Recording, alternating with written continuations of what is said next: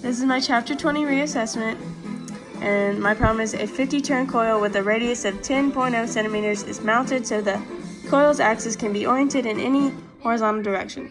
Initially, the axis is oriented so the magnetic flux from the Earth's field is maximized. If the coil's axis is rotated through 90 degrees in 0.08 seconds, an average EMF of 0.68 millivolts is induced in the coil. The first problem to this is, what is the magnitude of the horizontal component of Earth's magnetic field at this location? The second problem is, if the coil is moved to another place on Earth and the measurement is repeated, will the result be the same? The first thing I did was wrote out all my equations, and I got these from the equation sheet.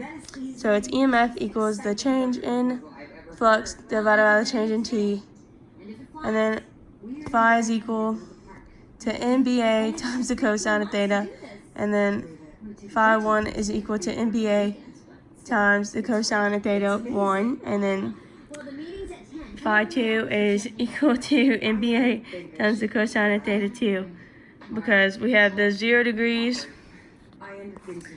and then we have the 90 degrees. That's why we have two different ones here. Okay.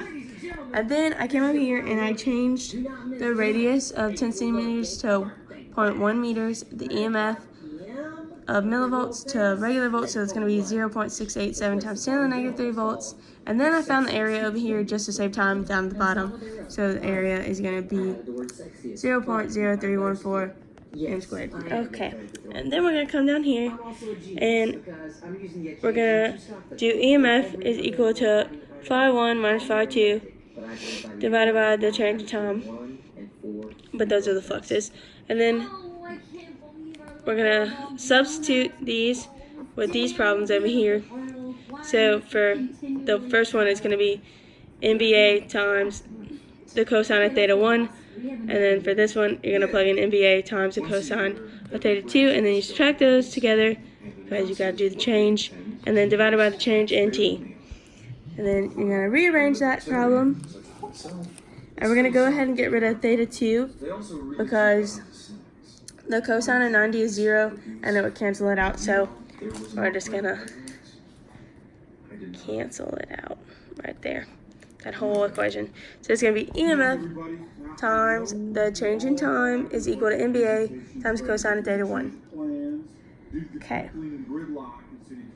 And then we're going to rearrange that again to equal B is equal to EMF times the change in time divided by NA times the cosine of theta 1. And then we're going to go ahead and plug in all of our little numbers that we have.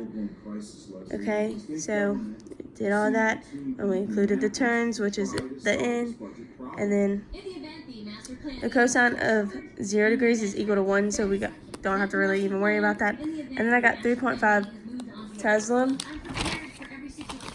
Okay, and then for the second part, the result will not be the same because the horizontal component of Earth's magnetic field lies in the direction of the magnetic meridian, and its value changes from place to place. So if you move it to another spot on Earth, it's not going to be the same.